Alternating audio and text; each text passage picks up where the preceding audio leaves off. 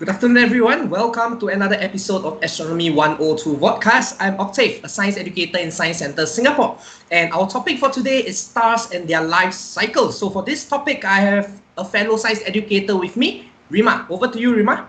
Hi everyone, my name is Rima and I'm also a science educator, and what I do is I'm on the ground and I'm doing shows. So if you happen to catch our Tesla call show or our fire tornado show before the circuit breaker, you might have seen me because I'm one of the science educators that do those shows as well.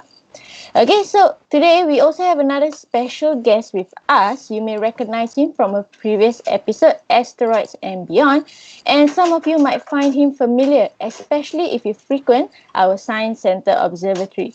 He is none other than Albert from the Astronomical Society of Singapore, also known as TASOS. Albert, please. Hi everyone, my name is Albert and I'm from the Astronomical Society of Singapore. Thank you very much for inviting me to the podcast. Okay, thank you, Albert, for taking time out of your busy schedule to join us today. And to all our audience, if you have any questions that you would like answered by our expert about stars and their life cycles, click on the link in the comment box and send it to us. We will try our best to have it answered. Okay, so before we proceed with our topic today, I believe Octave has something to show us. Yes, so for today, we will be relying heavily on this tool. So I believe on the screen, you can see this disk, colorful disk, right? This program is called Rebus Sandbox, and it is able to simulate various celestial objects. So for example, over here, right in the middle, okay, you might not be able to read it, but that is actually a star known as TRAPPIST-1. Some of you might find this pretty familiar because 2 weeks ago, my colleague Ferry mentioned this star system on the podcast as well. And along with this star system, he mentioned something called the Goldilocks zone. So what exactly is the Goldilocks zone? Well, if I zoom out and take a look at this star system, okay, the green disk, that is the Goldilocks zone. A zone that is not too close to the sun and not too far away. So the temperature is just right for life to exist. So the red zone obviously is a place that's a little too close to the sun, a little too hot. And the part that is blue, that will be the zones that are a little too cold for life to be active. So our life actually revolves around a burning bright ball in the middle of our solar system, very much like what we are seeing right now. So back to you, Rima. Okay, Octave, now the world doesn't revolve around you, yeah, it revolves around the star. Around the star, yes. So let me start off proper with asking Albert a simple question. So Albert, what is the closest star to Earth? Okay, well, as you just, both of you just mentioned earlier, the closest star to us is none other than actually our sun. Okay, our sun is a star, and all life are sustained by this star that is in the center of our solar system.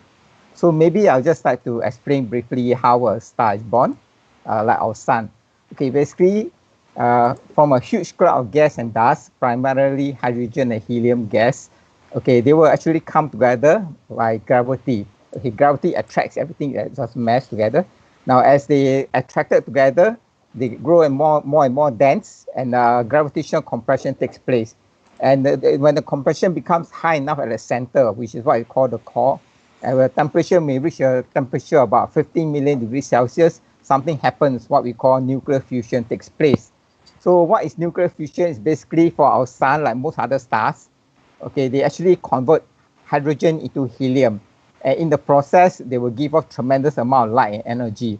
So this outward pressure created by the core will counteract the gravitational collapse of the gravity so that it balances out.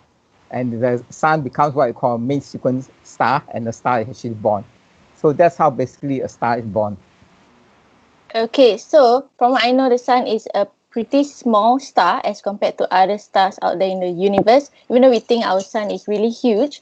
Okay, and other than being quite small, our sun is also a middle-aged star. That means that it has used up half of its hydrogen stores. And it's about 4.6 billion years old right now. So Albert, what's going to happen after another 5 years? Would our sun just disappear? Okay, the sun has enough fuel to last it for about 10 billion years. Currently, it's about 4.6 billion years old. That means to say it's middle age, meaning to say in probably another 5 or 6 billion years, the amount of hydrogen in its core is going to get used up. So once this energy gets used up, there's no more hydrogen fusing into helium. So what has happened that gravity collapse will take place again, which makes the core denser and hotter. And what happens is that now the outer envelope surrounding the core, the temperature becomes high enough for hydrogen fusion to take place there. And then what happens is that the outer atmosphere of the sun will swell up and it will become what we call a red giant, because it becomes redder in color because it becomes cooler, right? But in terms of size, it gets bloated up.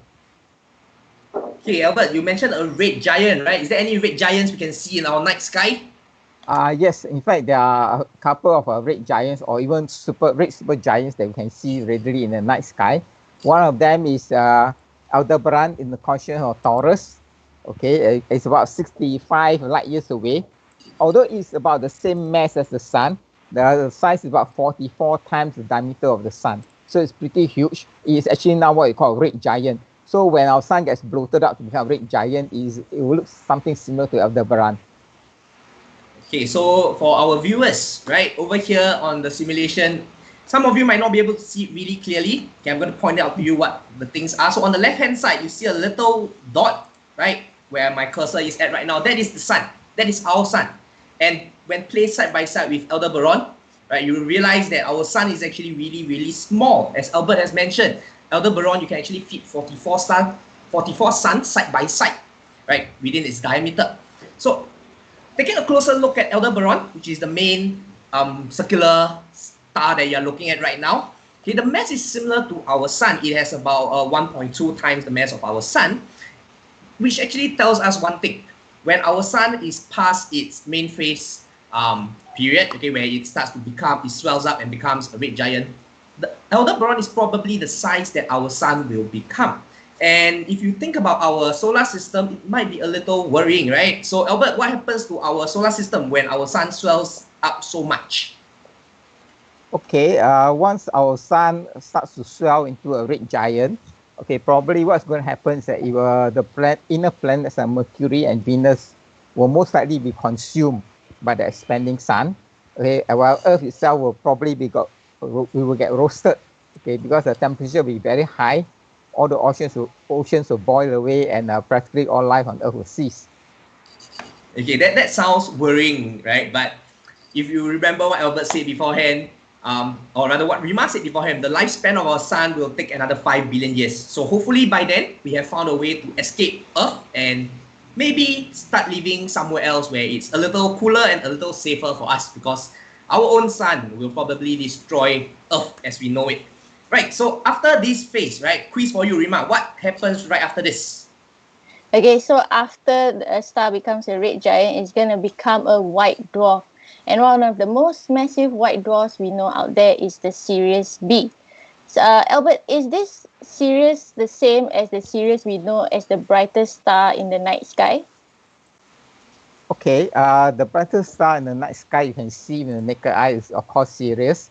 Okay, Sirius B is very dim. It's about magnitude about 8.5. So which means to say you can't see with the naked eye at all. Okay, you need a telescope to see it. Okay, Sirius B, okay, hundreds of millions of years ago, okay, Sirius was actually a double star, what we call a binary star. Two huge stars orbiting around each other. But because Sirius B, the white dwarf now, okay, was then much more massive than Sirius itself, or what we call Sirius A.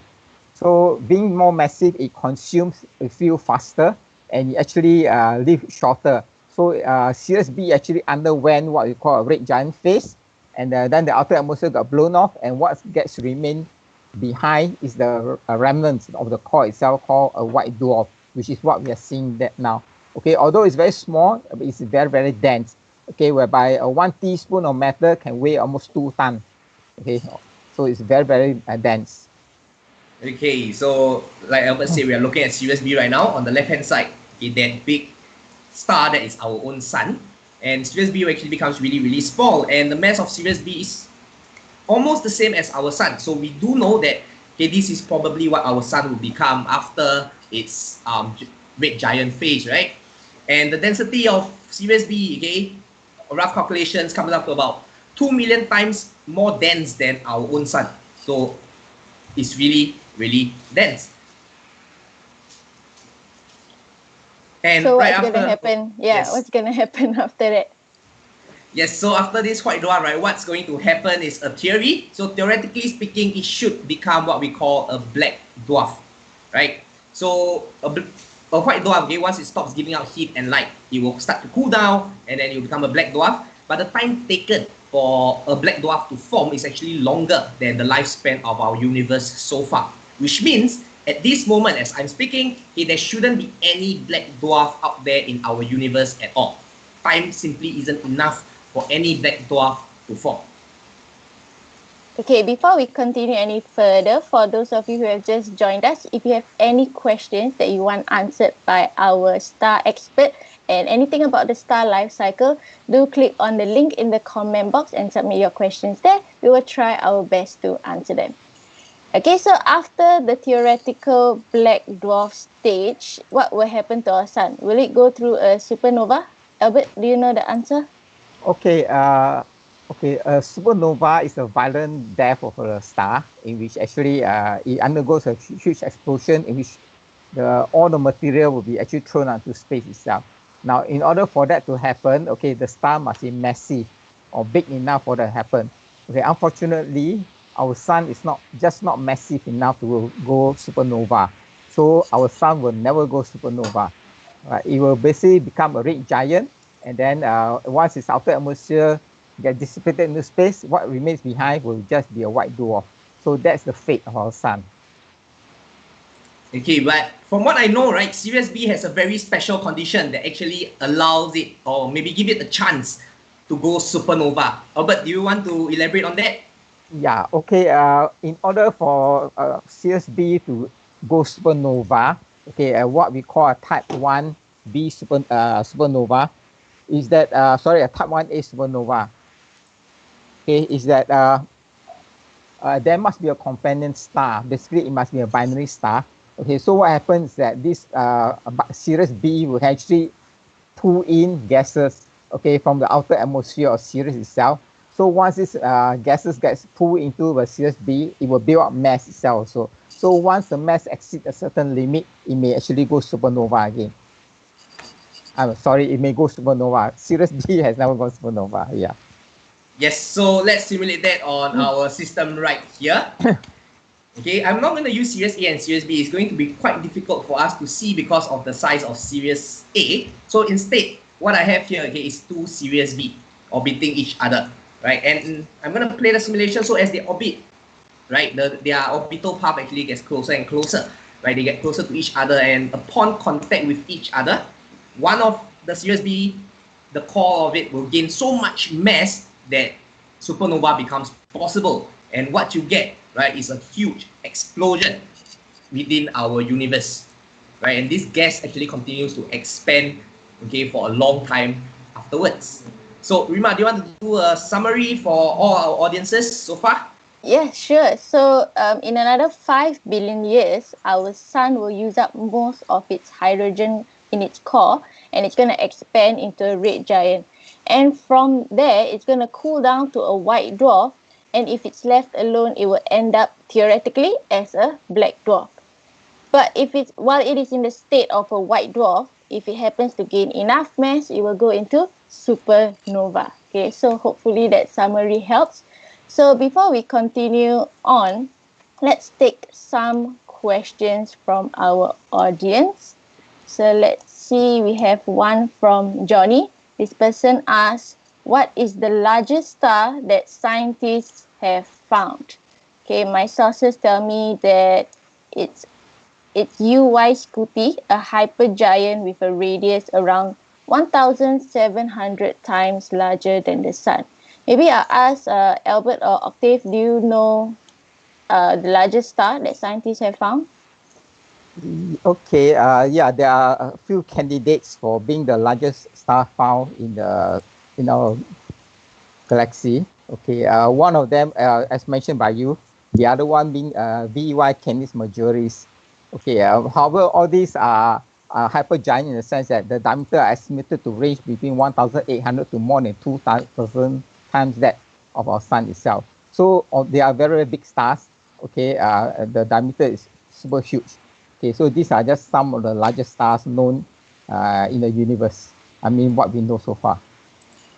Okay, is it possible for Octave to show us? Yes, we actually do have the star right here. So just give me a moment. Right, so okay, so this is UV scurry, right? You probably can't see much from just a star alone. So let's do a comparison. Just now we mentioned Aldebaran, right? A star that is 44 times the size of our sun. So let's place it side by side and have a look. Right. So, can you see Aldebaran? Let me try to move to a dark area. So on the top left, okay, where my cursor is, that is Aldebaran. That's something that we mentioned just now, a star that is 44 times the size of our sun, and it only looks like a speck as compared to this UY Scuti. So let's take a look at some of the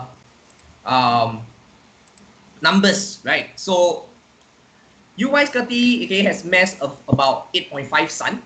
But at the same time, the radius of it is actually more than 1,000. It's 1,700 sun placed side by side. It's really, really huge if you look at it that way, right? So Rima, any more questions? Yes, we have one more from Jenny. This person asked, does the star's color tell us their age? I'm guessing indirectly, right? Albert, what do you think? Yes, the star, you can actually decipher the star age, okay, from its color. Okay, as well, but not just by the color itself, by the mass and by what stage of its evolution the star is at. Of course, you also make use of things like the Hertzsprung-Russell diagram, in which all the stars, I mean, the life cycle of stars, basically plotted there. So from there, you can actually deduce, okay, roughly the age of the star itself. Okay, so for those of you who have any questions that come up along the way during our podcast, do click on the link in the comment box and submit your questions there. We will try our best to answer them. Okay, so shall we move on to stars that are much bigger than our sun? Sure, that's when things get exciting, right? Okay, so Albert, do you know what's going to happen to stars that are much bigger than our sun? Okay, stars that are much bigger than our sun, primarily we are talking about mass of the star. Okay, now if the stars are massive enough, okay, they will, at the end of a red giant phase, or it will most likely go supernova. Okay, and leaving behind a very dense core, either a neutron star or if it's massive enough, a black hole. Okay, so one such star, right? One star that is much bigger than our sun is Spica or Spica, as some would pronounce it. Albert, can you tell us about Spica and where we can find it, whether we can see it tonight? Okay, Spica is the brightest star in the constellation of Virgo. Okay, it's about 260 light years away, and it has a mass about 12 times that of the sun. Okay, but in terms of diameter, it's only about 8 times the size of the sun, so it's pretty dense. It hasn't even gone to the red giant or supergiant phase yet. So being blue, that means to say it's very, very hot. The surface temperature is about 5 times hotter than that of our sun. So in over time, once the core gets used up, okay, it will likely grow to a supergiant or a hypergiant, and then actually most likely it will even go supernova at the end of it. Okay, so I think we have been throwing these phase around, right? Red giant, red supergiant, red hypergiant. It's just a way we reference the size of the red star, right? A red giant star. So as it gets bigger, it becomes a supergiant and becomes a hypergiant. So we will talk about red supergiant. Albert, any red supergiant that you can tell us about? Okay, the one red supergiant that is readily visible to the naked eye is the star Antares. It's in the constellation of Scorpius. It's the brightest star there. Okay, it denotes the heart of the scorpion. Okay, it's about 600 light years away from us. Again, the mass is only about 12 times that of the sun. But in terms of diameter, it's about 600 to 800 times the size of the sun. So it's a very, very big supergiant star. Right. So Rima, do you know what happens after this red supergiant phase? Okay, so after the red supergiant phase, it will go through what we call a type 2 supernova. that's when the core of a massive star, it rapidly collapses and it's going to explode violently. So Octave, can you show us how does a type 2 supernova look like? Sure. So usually what happens is when you want to see a supernova, you kind of have to wait until the core actually use up its fuel, becomes massive enough, supernova happens. Of course, we are not going to wait for Antares, which is what you're looking at on your screen right now, to go supernova. It's probably going to take quite some time. So instead, what I'm going to do is I'm going to manually explode it, and then we will see what is left behind or what happens, okay, upon this supernova or this explosion. So I'm going to explode it.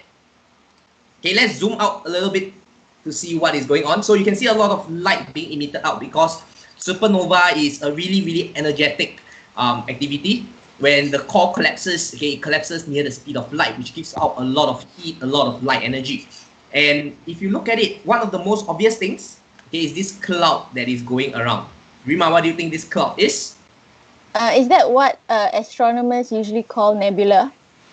That's right. So if you have been following our podcast so far, we always mention this thing called Orion Nebula, right? So a nebula is actually a cloud of gas, or it's usually gas, okay, mainly made up of hydrogen and helium and maybe some other gases.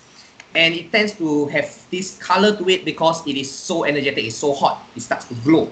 And it is visible. For example, Orion Nebula is visible through a telescope, a ground-based telescope. So when our observatory opens, okay, please come down and have a look with us.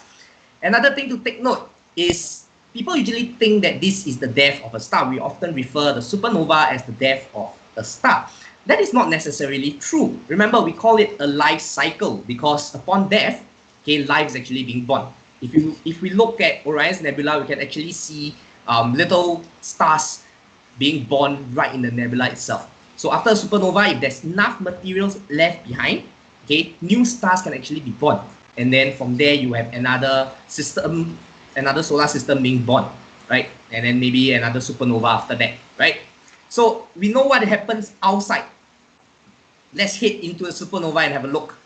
Right in the middle, there's this thing, they call it the nova remnant. Albert, what is this nova remnant? Okay, at the end, after a supernova, okay, the remaining core can either contract to become a super dense object called what is called a neutron star, in which it consists primarily of neutrons, and it is whereby 1 teaspoon of matter can weigh 1 billion tons or even more.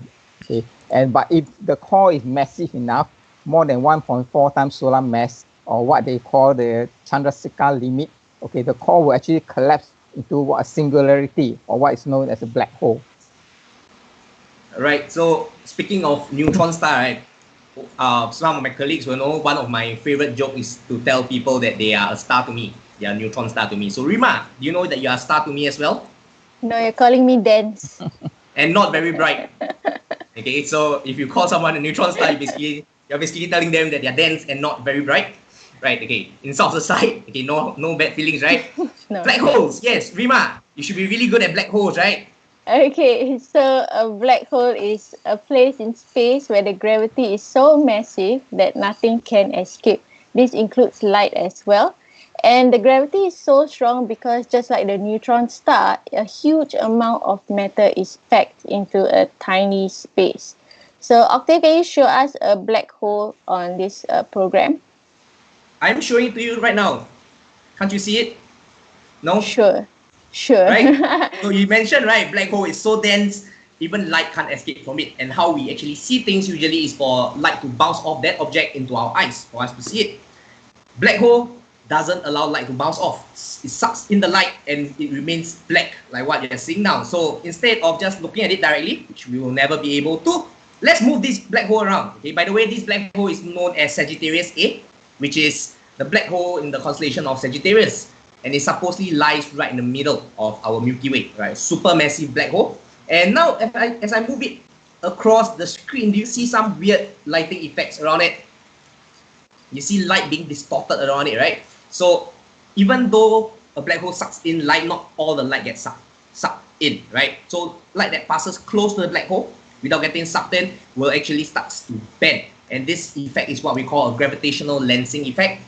And I think sometime last year, a photo was taken of a black hole, right? What they took wasn't the black hole directly, but rather this bending of light around it, this distortion of light allows them to kind of visualize the black hole itself. Right, so Rima, do you want to give a summary to all our audience? I think we have a lot to talk about. Yes, so to summarize, for a star that's much larger than our sun, it will become a red supergiant. And once the mass of its core exceeds a certain amount, it's going to explode into a supernova. And after that, a nebula will be left behind, and with that nebula, either a neutron star or a black hole will come with. So I hope this summary helps our audience get a clearer picture. So let's answer some questions from our audience again. Let's see. Okay, we have one question from Jessie. This person asks, can there be life in giant stars? So Albert, do you want to answer that question? Life in giant star. Okay, maybe about planets orbiting a giant star. Okay, again, like as what Octave mentioned earlier about the Goldilocks zone. Okay, now if there are planets that orbit within the Goldilocks zone, be it either around ordinary star or giant star, if the conditions are right, okay, like in the Goldilocks zone, there's a chance that life may evolve. Okay, as long as the planets on which this life is on is within the Goldilocks zone, regardless of the size of the star in the center of it.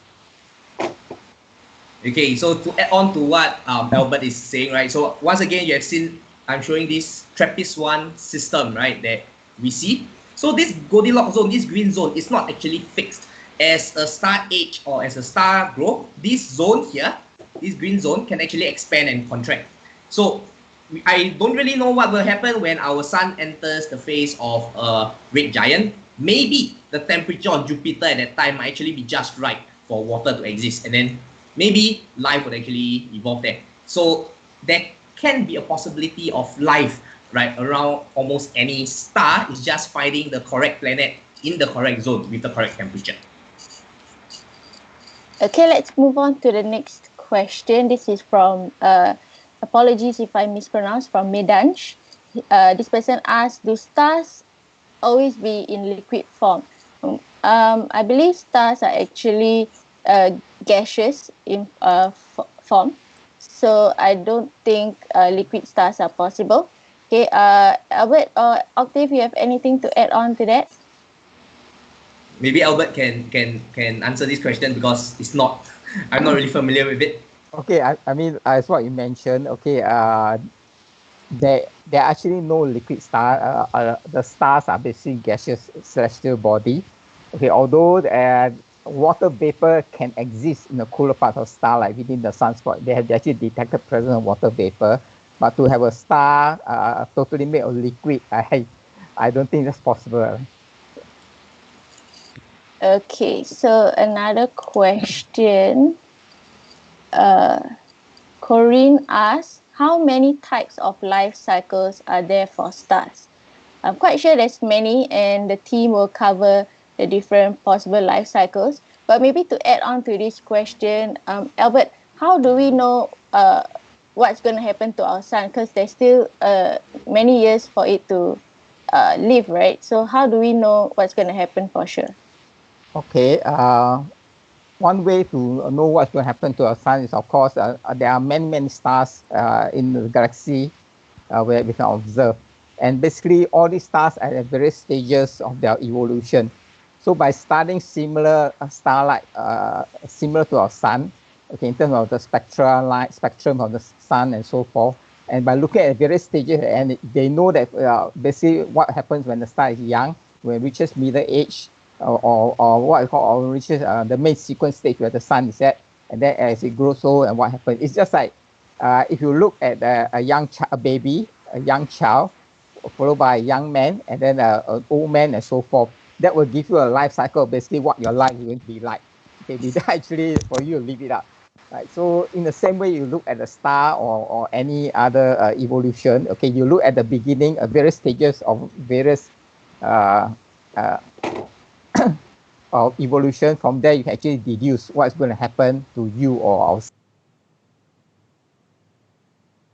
Say, right? So when a star is being born, right, the composition of the star, regardless of mass, usually is the same. It's made up of mainly hydrogen and helium, because hydrogen is the one that allows a star to go through nuclear fusion to burn bright and hot, right? So the composition is the same. The only difference between all the various stars being born is its mass.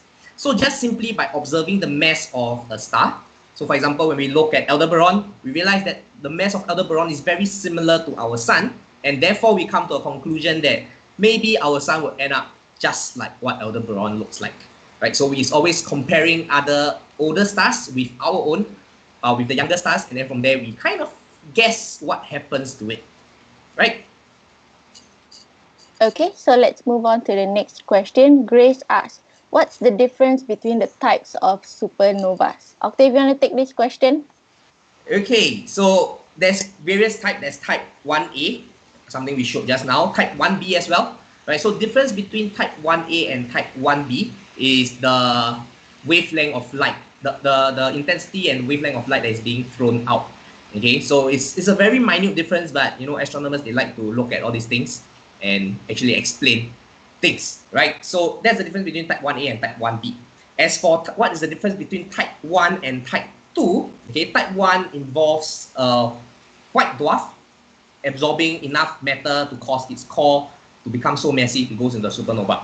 Whereas type 2, as we've seen just now, it just involves a single star. So type 1 involves 2 stars, type 2 involves 1 star, right? So most of the time when you hear about supernova, the one that people refer to is usually type 2, because that is the one that is more common, right, out there in our universe. Albert, anything to add? Did I miss out anything?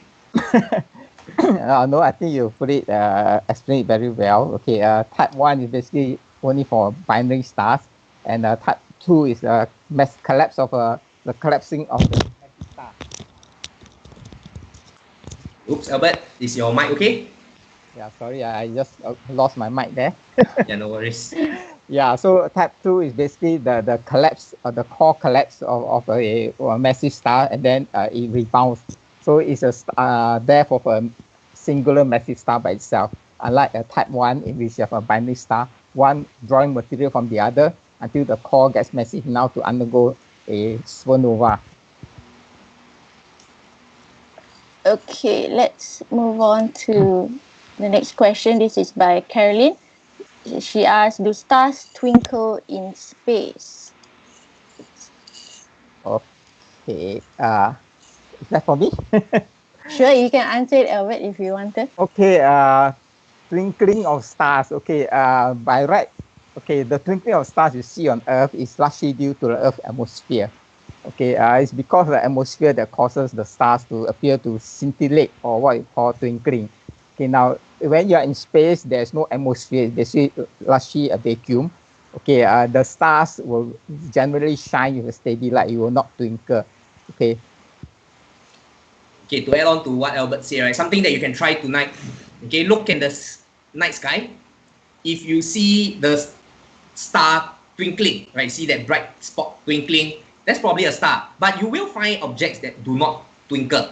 What are those objects? Rima, do you know? Nope. Nope. Those objects, right, they are actually our planets. So a simple way for us to differentiate between stars and planets is actually to simply see if it twinkles. If it twinkles, that's a star, right, because of the distance from us. Okay, then maybe if you can spot a twinkling star, you can sing the nursery rhyme as well. Okay, let's move on to the next question. This is from Rahul. This person asks, if a nebula is a remnant of a supernova, all the hydrogen should be burnt out. So how can a new star form in this nebula? Albert, you want to take this question? Yeah, okay. It's not true that in a supernova all the hydrogen is burned out. Okay, the hydrogen that's used up is only in the core. Okay, in the core of the star itself. The outer shell, that means that one that is outside of the core itself, is still a huge envelope of hydrogen that is unused or not consumed. Because hydrogen fusion only occurs in the core of a star, not in the outer atmosphere. Okay, so there's still a huge amount of hydrogen, helium, as well as other gases that is still unused in the sense. Okay, it's only in the core that once the hydrogen gets converted to helium and it runs out of hydrogen, what is going to happen is that gravity will overcome this pressure exerted by the core, and the core will actually collapse further. So when it gets compressed further, temperature and pressure, it goes higher, and then it will start to consume helium into carbon and so forth. But meanwhile, because of the core temperature has increased, the outer shell of the core actually temperature also increases, and therefore nuclear fission can take place there, and actually it becomes what causes the outer atmosphere to get bloated out to become what we call a red giant. Okay, so in the case of a supernova, when the core collapses, okay, and then you rebound into to get a supernova explosion, all this unconsumed hydrogen will actually get thrown out into space itself. So in the nebula, you still find huge amount of hydrogen, helium, as well as some heavier metals that are being converted or being produced in the core of the sun, of the dying star. Right, so I'm going to add in a little bit more here as well, right? So it turns out that, from what I know, our sun is actually a result from nebula as well. So a long time ago, a star exploded, and that actually caused a nebula which gives birth to our own sun. And how do we know that? Is because we find elements like gold and things like that within our sun. Things like this, or rather elements like this, they cannot exist naturally unless a supernova happens.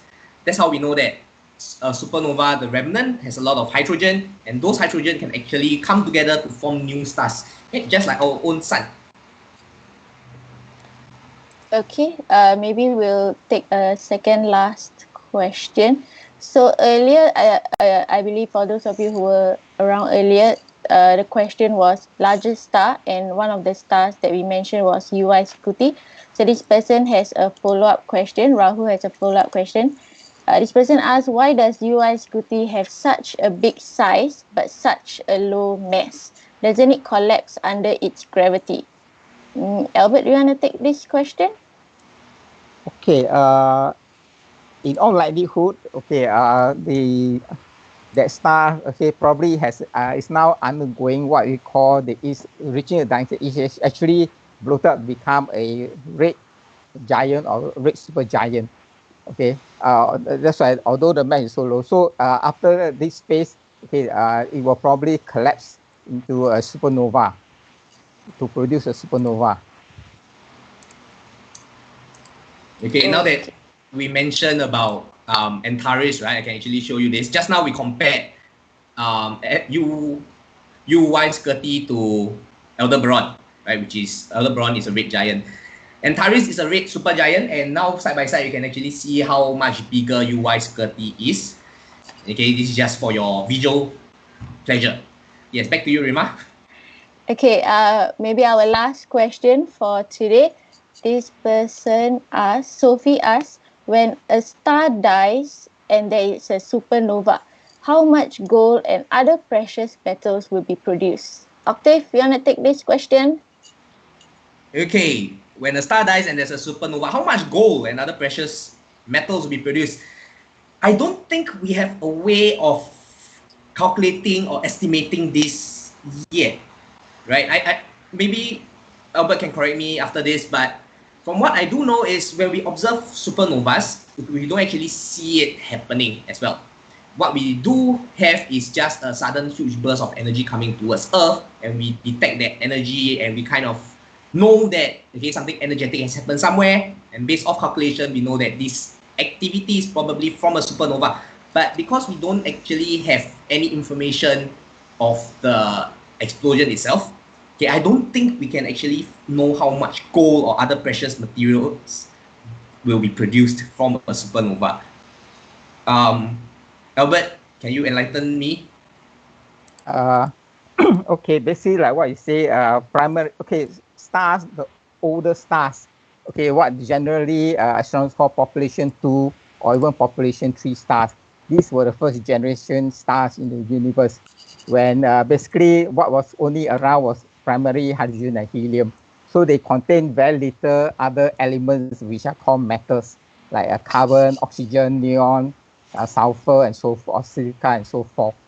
So because of that, you look at the composition of the star is primarily hydrogen and helium. So in the core itself, okay, when hydrogen is converted to helium, and if the star is massive enough, helium is converted to carbon and so forth and so forth, it produces heavier and heavier elements, or what you call metals. So that in the event, at the end of it all, when it reaches the stage of iron and the star goes supernova, all the unconsumed hydrogen and helium gets thrown out by the supernova explosion, plus, of course, the what I call heavier elements that was produced, like carbon, sulfur, silicate, and so forth. So all these will eventually form new stars called the population 1 star. That means the new generation stars. And these new generation stars will have significantly higher percentage of metals that was not present in the older stars. So this is how astronomers know whether a star is a population 1 or population 2. But again, the percentages are very, very low. Okay, for example, in our sun is basically what we call a population 1 star. It's the relatively the recent stars as compared to the age of the universe. Okay, the amount of matter in the sun, okay, is only about 1% or less than 1%. Primarily, it's still hydrogen and helium. Okay, and with that, we have come to the end of our podcast. Once again, thank you, Albert, for taking time out of your schedule to share with us your knowledge today. And also a shout out to Ferry, who is our tech guy, and a whole bunch of colleagues working in the background to handle the questions that were submitted by our viewers. And lastly, remember to stay home, stay safe, and keep looking up. Bye!